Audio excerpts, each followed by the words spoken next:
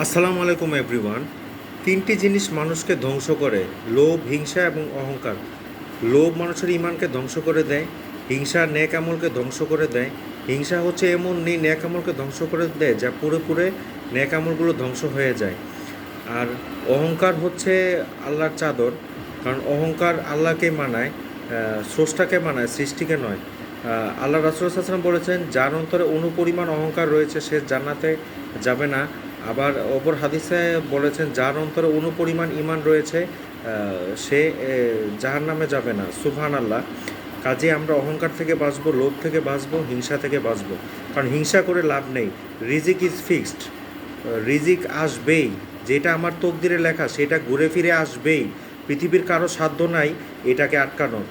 কাজেই উচিত এই তিনটি খারাপ জিনিস থেকে আমাদের মুসলমানদের প্রত্যেকেরই বেঁচে থাকা: লোভ, হিংসা এবং অহংকার। ইমাম গাজ্জালি রহমাহুল্লাহ। তো আজকে এ পর্যন্তই। সবাই ভালো থাকবেন, সুস্থ থাকবেন। আসসালামু আলাইকুম ওয়া রাহমাতুল্লাহি ওয়া বারাকাতুহু।